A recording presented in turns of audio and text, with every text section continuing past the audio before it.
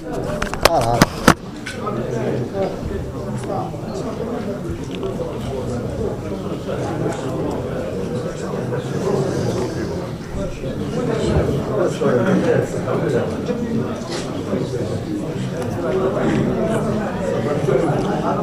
تقدم روحك ماذا بك؟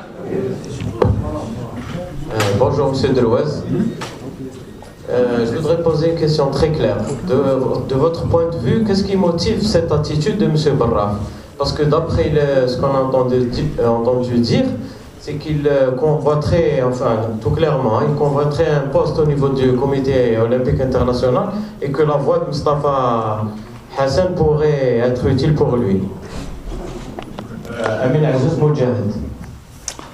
Écoutez, moi je vous laisse à vos conclusions et à vos informations. Moi je ne cherche pas à savoir, à connaître les raisons qui motivent le comportement de M. Barraf. Je me suis contenté de le présenter dans sa globalité et dans ses détails, avec force preuve. Maintenant je vous laisse vous en faire les commentaires que vous voulez. J'ai dit qu'il n'est plus qualifié pour ce dossier, et je le répète, et la Fédération algérienne de handball s'en tiendra à cela. Pour le reste, je vous laisse lui poser vous-même la question. Merci. Et là, Anna, s'il vous plaît. Ahmed Hadi, journaliste freelance. Je ne suis pas spécialement journaliste sportif, mais la question m'intéresse. De quelle manière M. Barraf peut-il créer des nuisances ou entraver le travail que fait actuellement la Fédération de handball?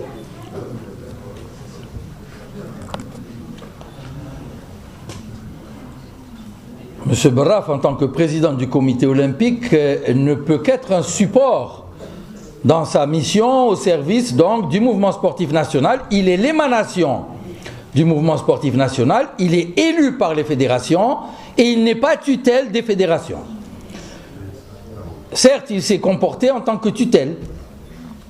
Là où il pose problème, c'est qu'il a accepté de poursuivre une mission qui n'est plus la sienne. Elle n'est plus la sienne dès lors que la Fédération algérienne de handball lui a retiré le rôle de médiateur qu'il est en mesure de jouer selon ses prérogatives. Il n'a pas d'autres prérogatives. J'espère avoir répondu.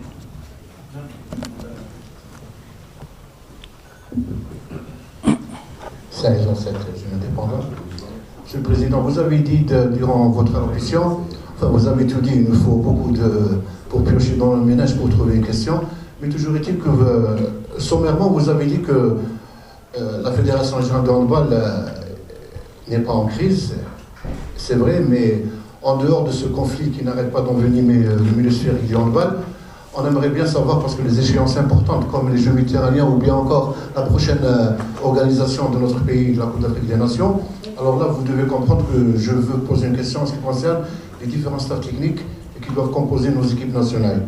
Il était question dans un premier temps que cela allait être installé avant l'éclosion de ce faux problème, mais qu'en est-il des différents entraîneurs nationaux, la liste, et puis est-ce que ce problème-là ne risque pas d'entraver votre bonne marche pour mener à bien la mission de notre staff technique en général? Merci. Je vous remercie pour cette question. Quand je dis la fédération n'est pas en crise, j'en ai donné la preuve, vous la vivez sur les terrains, les compétitions ont repris, elles se poursuivent, tout se passe bien. Les seuls problèmes qui existent, ce sont des problèmes ordinaires de gestion, il y a des réserves par-ci, il y a des critiques d'arbitre par-là, mais ceci c'est la vie de toutes les fédérations. Vous évoquez maintenant la désignation des staffs techniques. Nous n'avons pas voulu précipiter les choses. Les équipes se sont préparées, vous le savez. Maintenant, ce problème nous a perturbés. C'est vrai. Et je l'ai dit depuis le début, nous sommes perturbés parce que nous voulons jouer à l'international, parce que nous souhaitons ne pas être suspendus, mais ce n'est pas la fin du monde d'être suspendu. M. Braf a qualifié ça hier de honte ou je ne sais quoi. Il n'y a aucun problème à être suspendu par une fédération internationale si cette fédération internationale a tort et en dehors de ses propres statuts. Bon, ceci dit, nous avons été perturbés. Ceci ne nous a pas empêchés de réfléchir, de faire travailler, je l'ai dit, les équipes. Et demain, nous avons une réunion du bureau fédéral où nous allons proposer pour la désignation officielle par le bureau fédéral des staffs des 2 équipes nationales A, garçons et filles. Et les autres équipes auront probablement encore un staff intérimaire. Voilà, ce qui ne pose aucun problème pour la préparation des équipes. Ceci dit, j'ai déjà eu à situer les Jeux méditerranéens dans le cadre de notre démarche. C'est une compétition pour laquelle nous n'allons pas chercher un résultat. Nous allons essayer de faire le point sur l'équipe nationale, de nous servir des Jeux méditerranéens pour être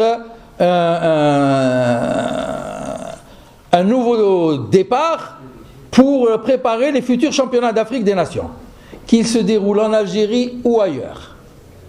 Et je rappelle que les championnats d'Afrique des Nations ont lieu après le congrès de l'IHF. Voilà. J'espère vous avoir répondu.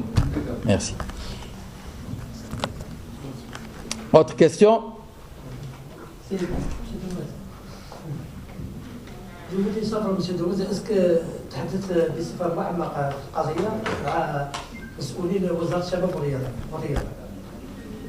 وهل تظنون أن وصفه رئيس اللجنة الأولمبية مصطفى طراف s'est terminé sur le MJS القضية أو c'est le contraire؟ شكرا على السؤال ديالك. احنا عندنا علاقات مستمرة مع الوزارة، شيء طبيعي، ومع سيد الوزير. الانشغال الأساسي تاع سيد الوزير أن يبقى أن الوزارة تبقى خارج هذه النزاعات، تحترم l'autonomie des fédérations. Non-ingérence du ministère dans les affaires des fédérations, c'est ce que souhaite le ministère, et c'est dans ce cadre-là que nous n'avons pas, à part les contacts permanents que nous continuons à avoir, à demander des instructions au ministère de la Jeunesse et des Sports. Le ministère, depuis le début de cette affaire, a prouvé sa non-ingérence dans les affaires de la fédération. La seule chose qu'a faite le ministère, dans le cadre des prérogatives que lui confèrent les lois algériennes, c'est d'empêcher quelqu'un coupable de malversation financière de se représenter. Si c'est une erreur au niveau international, nous avons dit que nous sommes d'accord pour la corriger. Et nous l'avons répété. Et si nous pouvons voir les gens de la fédération internationale, nous allons leur dire encore. Voilà. أما حاجة أخرى ما نقدرش أنا ندخل في المخ تاع بعض الإطارات المخفيين كما قلت سابقا، اللي هما عندهم نظرة خاصة بهم شخصيا وما تمثلش رأي الوزارة. شكرا.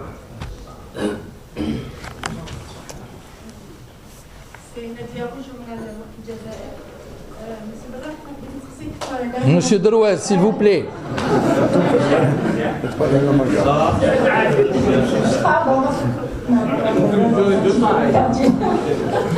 Juste pour la dernièrement forum mondial, vous allez faire des réunions مع مدراء الأندية والمدراء الجهويين ونوصلت هذه الاجتماعات وبخصوص الجمعية الاستثنائية اللي تكلمت عليها. شكرا على السؤال. حقيقة احنا اجتمعنا نظمنا هذه الثلاث اجتماعات ولا اثنين. الاجتماع الأول مع رؤساء الرابطات الجهوية، الاجتماع الثاني مع رؤساء النوادي تاع درجة اكسلانس في الفوجين ديالهم، وكذلك تاع الإناث، والاجتماع الثالث مع رؤساء الرابطات الولائية. وهذه الاجتماعات نعود نذكر كانوا اجتماعات للإعلام الصحيح لأن صعيب الإعلام الصحيح في بلادنا، والحمد لله تحصلنا على في هذه الاجتماعات على قبول الموقف تاع المكتب الفيدرالي، لكن قلت في هذه الثلاث الاجتماعات ما نقدرش نقول الآن بل الجمعية العامة وافقة على الشيء اللي رانا قمنا به، لكن قبل اجتماع جديد تاع هذه الجمعية العامة طبعا احنا نعملوا بتفويض من طرف هذه الجمعية العامة. احنا خلينا اعضاء الجمعية العامة هادو في ثلاث الاجتماعات خلينا لهم الفرصة يناديو بجمعية عامة استثنائية. والآن احنا رانا على أبواب تنظيم هذا الاجتماع، لكن باش يكون الإعلام الكافي ننتظروا رد الاتحاد الدولي ونقدموا لهم ملف كامل وهما ياخذوا موقف في إطار استقلالية الاتحادية وفي إطار السيادة تاع الجمعية العامة تاع الاتحاد الجزائري لكرة اليد. وإن شاء الله هاني جاوبت. شكرا. Dans un premier temps, donc, la Fédération internationale de handball ne reconnaissait pas la Fédération algérienne. Or, il se trouve qu'hier, lors de la conférence de presse, M. Barraf, également, le comité olympique ne reconnaît plus cette Fédération algérienne de handball. Il se trouve que cette Fédération algérienne de handball a participé aux élections du comité olympique algérien. Donc, il y a une illégalité dans les élections du comité olympique algérien. Ça, c'est pour ma première question. Est-ce que c'est une illégalité? Les fédérations qui ne sont pas reconnues par le comité olympique algérien votent pour ce comité olympique algérien. Deuxièmement, vous avez parlé, vous avez contacté, vous d'abord, ensuite, le deuxième vice-président, M. Chaouish, M. Berra, pour avoir des documents qui accompagnaient donc, la lettre faite par M. Hassan Mustafa. Il y a eu un refus. Quelles ont été les raisons invoquées par M. Berra? Concernant la première partie de la question, je ne saurais moi vous répondre si le fait que la Fédération algérienne de handball non reconnue par M. Barraf ait participé à son élection est disqualifiant pour lui.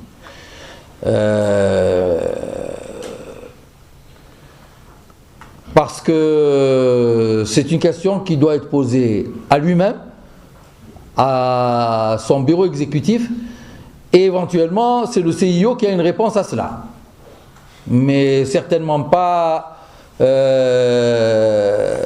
l'abd dhaif amamak. Pour la deuxième partie de la question, par contre je vais revenir à la première partie de la question. Monsieur Barraf, je l'ai dit tout à l'heure, a commis quelque chose d'extrêmement grave par le communiqué qu'il a fait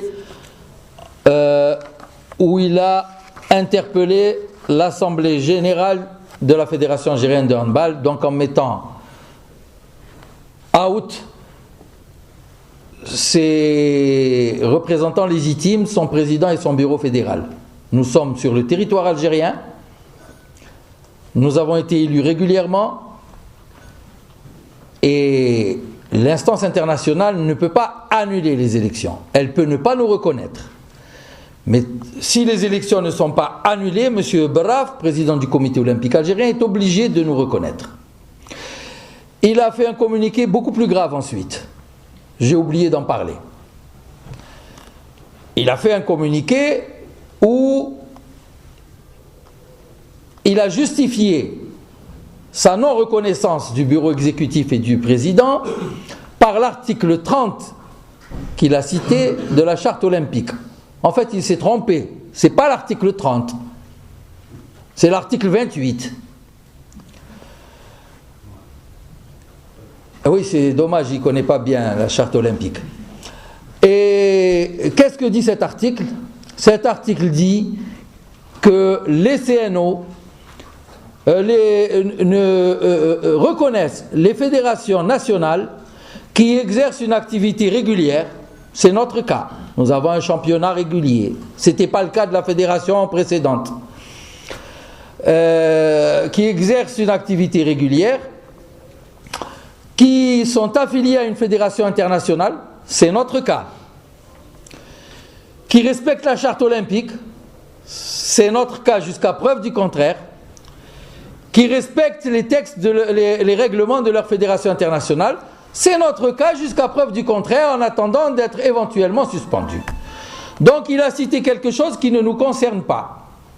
Pour l'instant, nous devons être reconnus par notre CNO. D'après le texte cité par M. Barraf.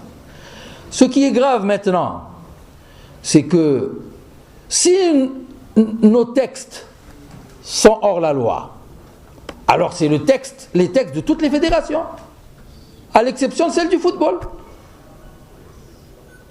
Et là, il faudrait que M. Barraf sache de quoi il parle. Voilà. Moi, je crois que le ministre de la Jeunesse et des Sports a pris le taureau par les cornes. Il a engagé une nouvelle loi au Parlement. Que peut-il y avoir de plus important qu'une nouvelle loi au Parlement? Le mouvement sportif national algérien, derrière son ministre, ne veut pas rester en porte-à-faux avec la charte olympique, si celle-ci évolue. Et c'est ce qu'il fait. Mais laissons le temps au temps. On ne change pas une loi en un mois, ou là selon les desiderata d'un président de fédération internationale. Et de toute façon, s'il y a des points de divergence, ça n'est pas un crime. On les change en respectant le pays auquel on s'adresse, ses institutions. Et les fédérations de ce mouvement sportif national qui sont affiliées à cette fédération internationale. Donc voilà. La deuxième partie de la question, c'était les documents. Voilà, les documents. Oui, nous avons demandé les documents en pièces jointes, puisqu'à chaque fois nous réussissons difficilement. En général, ça vient par des journaux qui ont les documents avant tout le monde. Nous réussissons à avoir des copies de correspondance. Mais nous n'avons pas les pièces jointes. Alors nous avons demandé à M. Barraf la pièce jointe. Comme nous pouvons lui demander aussi celle qui est jointe le 10 mai, avec la désignation de M. Sami comme représentant de l'Assemblée générale. Concernant l'une des pièces qui était citée dans cette lettre du 3 avril, procès-verbal de la réunion avec le président de l'IHF. Cela concerne une réunion, entre guillemets, parce que ce n'était pas une réunion, c'était un déjeuner organisé par l'ancien président de la fédération en l'honneur du visiteur, le président de la fédération internationale, lorsqu'il est venu rencontrer le ministre. Ils ont organisé un déjeuner avec quelques membres de l'ex-bureau fédéral, avec 2 présidents de ligue régionale, et ils leur ont fait signer un PV qu'on dénonçait ces membres-là auxquels nous nous sommes adressés. Ils ont dit, nous, on n'a pas fait de réunion, on n'a rien signé. En lui demandant cette pièce, il nous a dit textuellement, je ne vous donne pas ça parce que sinon vous allez les faire mettre en prison. Voici la réponse du président du comité olympique comme raison pour ne pas nous donner des documents qui nous concernent. J'espère avoir répondu. Merci. سؤال آخر.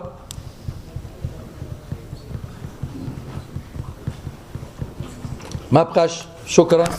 Vous êtes invité à une collation, merci.